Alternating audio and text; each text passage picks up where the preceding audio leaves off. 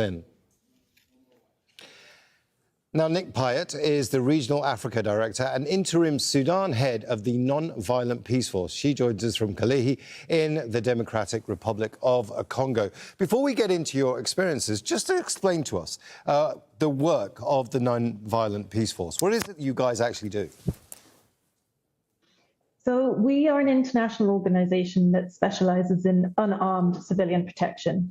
So that is working side by side with communities to build peace and to also improve their safety.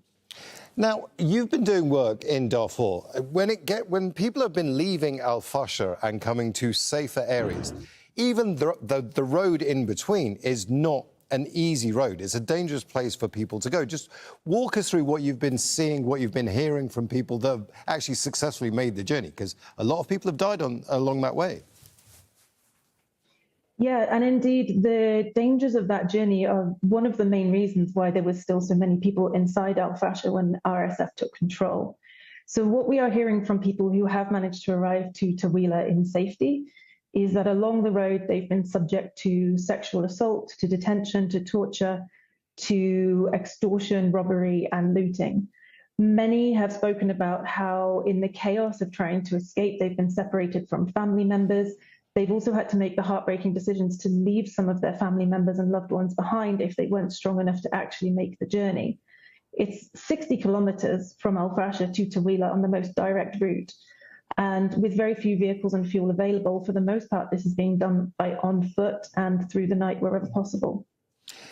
Now, one of the most heartbreaking parts of this story that I was just reading earlier is the fact that there is a large amount of unaccompanied minors, children, that are taking that journey.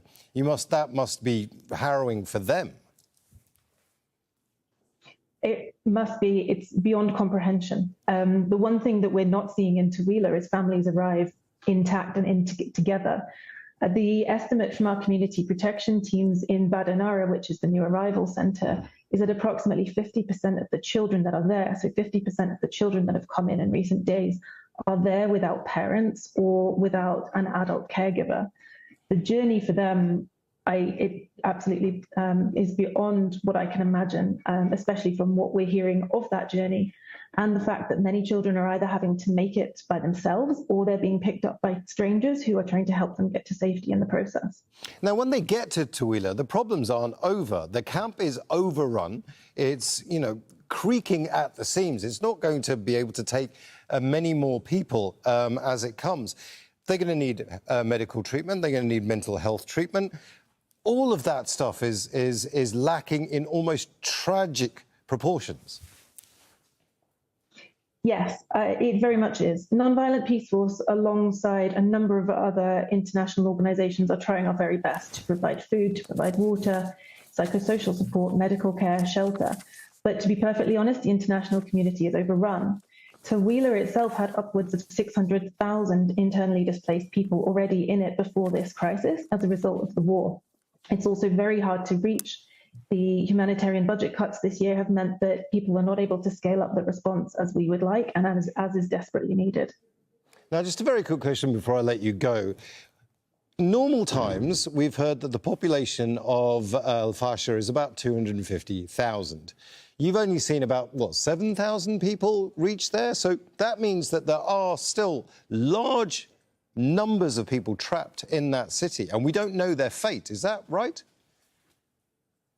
Yeah, so a couple of days ago, the figure was about 7,000 households. And to be perfectly honest, we don't even know how many people were in Fasher before RSF took over. The siege and the long-standing communications blackout mean that the lowest number we had was 250,000, so 250,000. People have been escaping along different routes, but for the majority, they have been coming into Tawila. And so the numbers just don't match up.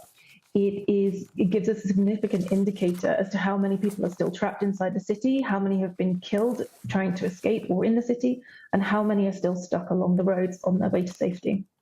Nic Pyatt, thank you very much for taking us through all of that. Thanks so much.